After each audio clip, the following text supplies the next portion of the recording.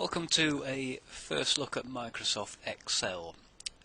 What I'm going to do for this introductory session is just to show you a few of the things that you can do, and then later on we'll get into exploring all the different options and possibilities that the program offers. But let's just very quickly, we'll do a spreadsheet, something that I presume everyone's wanting to do, and we'll do something very simple. Let's imagine you've got a small business and you just want to record a few sales figures for the first 3 months of the year and then create a small chart. Something very simple to maybe show the bank manager.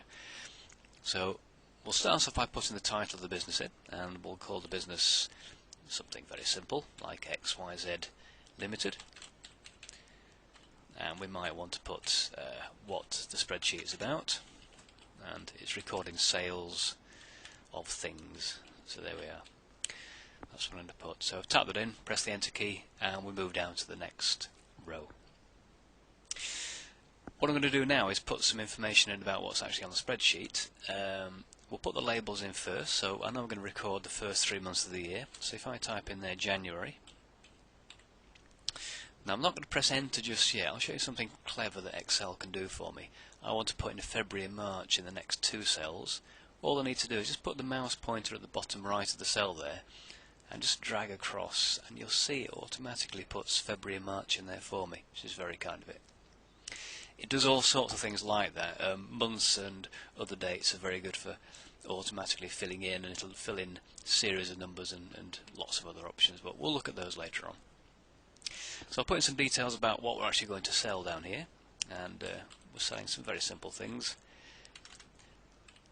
Sweets, crisps, and pop. There we are. Sort of thing you might want to sell in a newsagent. And I'll put some sales figures in for these items. Let's say we sold £100 worth of sweets in January, £150 worth in February, and £300 worth in March. Come down to crisps. Let's say £75 worth of crisps in January, February 125, and maybe £215 worth in March. And finally pop, 125 for January, whoops, old typo, 195 in February, and 350 in March. There we go. So those are the figures, let's say, for our little business. Next thing we need to do is work out the totals. So I'm going to add a new row here called totals. Let's type that in. Move across to the next cell. And to do the total here, we can do it very quickly. What I'm going to do is select all 3 cells there and press this little magic button up here called Auto Sum, and have a look what happens when I press that button. There we go. The totals pop in automatically for all 3 columns. I also want to work out the totals for each of the 4 rows there, sweets, crisps, pop, and the grand total, so add up the totals column. So I'm going to put another label in. It's called totals at the end of that row of months in column E, and again I'm going to select 1, 2, 3, 4 cells, click my auto sum button, and voila, the totals go in automatically.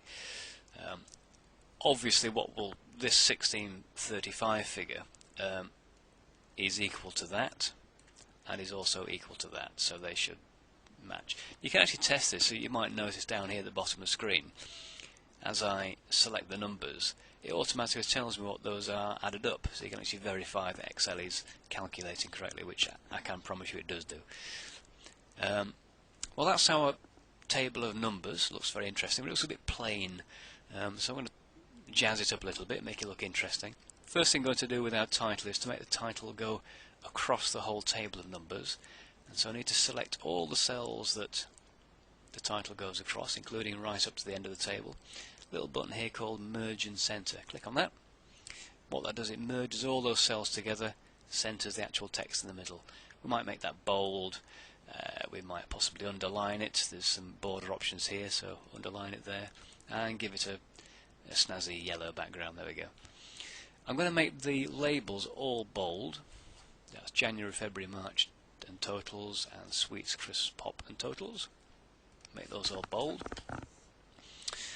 I'm also going to actually separate the table of information from the title, so I'll insert a row here. Just insert that. Now at the moment that's gone all yellow, I don't really want that. And what I can do here is select the whole row, go to the edit menu, come down to where it says clear, and choose the all option, and that clears all the formatting out of that row, so it's now nice and plain now.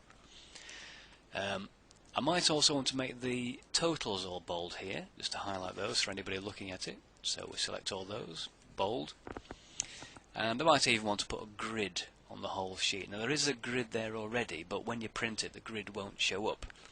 So to put a printing grid on, you need to click on the borders option, click on the grid button, and there we are, there's a grid. Maybe highlight these totals.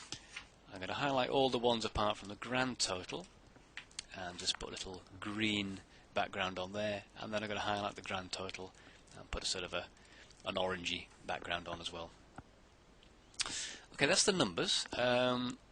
Bit more formatting perhaps. Let's just make it look tidy. Because we haven't got decimal places on there, I'm going to center all those numbers so they all look nice and neat. You wouldn't perhaps normally do that with counting numbers, but just for this example I'm going to do that.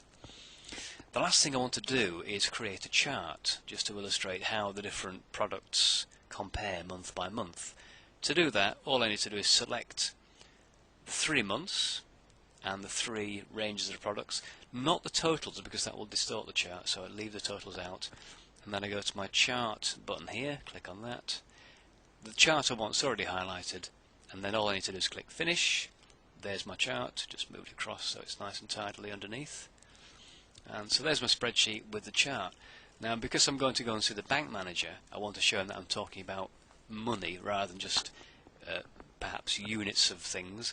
So I'm going to highlight all the numbers and turn that into currency. Now what I want you to do is keep an eye on this chart here. At the moment it's just got plain numbers. And I'm going to go to the format menu, click cells, select currency. There's the sample, that's fine, but I don't want any decimal places, so we're going to change that to 0. Click OK. So now my table's updated with pound signs, but also the chart is automatically updated as well, which is quite clever, isn't it?